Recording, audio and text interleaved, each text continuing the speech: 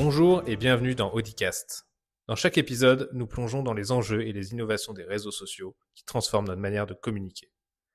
Que vous soyez un professionnel ou un passionné, nous avons hâte de partager avec vous les coulisses des réseaux sociaux en constante évolution. Prêt à explorer ? C'est parti.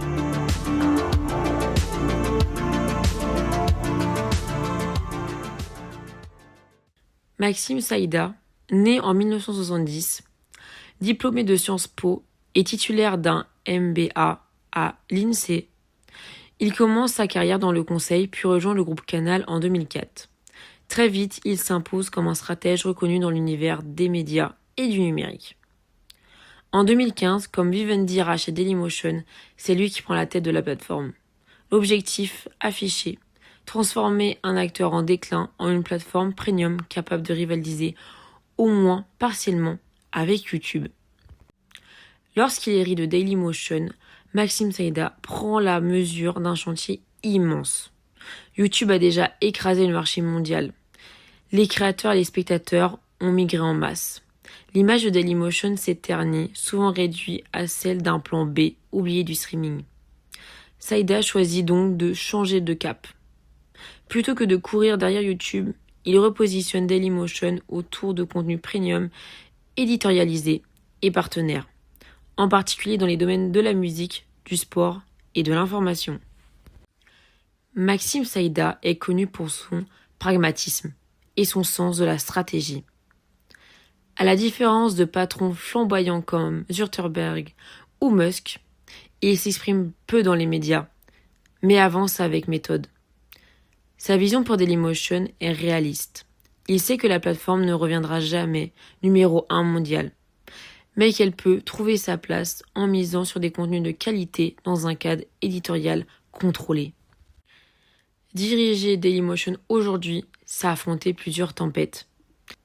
La concurrence écrasante des géants américains et chinois. La difficulté à attirer les créateurs qui privilégient les plateformes où l'audience est massive. Et la nécessité de trouver un modèle économique viable entre publicité et partenariat. Saïda a choisi la voie de la complémentarité.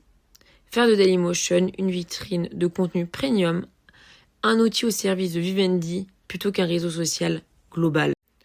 Sous son pilotage, Dailymotion est devenu un maillon dans une stratégie plus large, celle de Vivendi et du groupe Canal+.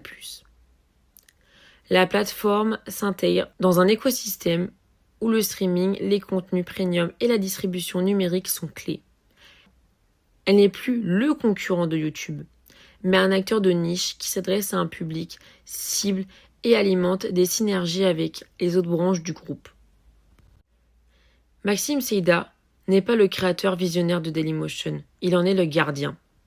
Il a hérité d'une plateforme affaiblie, écrasée par YouTube, et a choisi de lui donner une seconde vie, différente, plus modeste, mais toujours stratégique.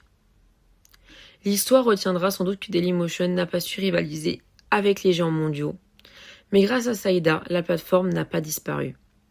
Elle s'est transformée, elle a survécu, et elle continue d'incarner à sa manière l'idée qu'une alternative française et européenne est possible. Si vous avez des idées ou des sujets que vous aimeriez voir abordés dans le prochain Audicast, faites-le nous savoir. Pour ça, rien de plus simple. Contactez-nous par mail à agence@audinou.com ou réagissez sur les réseaux sociaux avec notre hashtag Audicast. Nous sommes impatients de lire vos suggestions et de les intégrer dans nos futurs épisodes. C'est la fin de cet épisode d'Audicast. Merci de nous avoir écoutés. Nous sommes ravis de partager ces moments avec vous et d'explorer ensemble l'évolution des réseaux sociaux. Si vous avez apprécié notre podcast, n'hésitez pas à vous abonner et le partager autour de vous. Cela nous donne de la force. Merci. On se retrouve bientôt pour de nouvelles réflexions et découvertes social media. Prenez soin de vous et à la prochaine.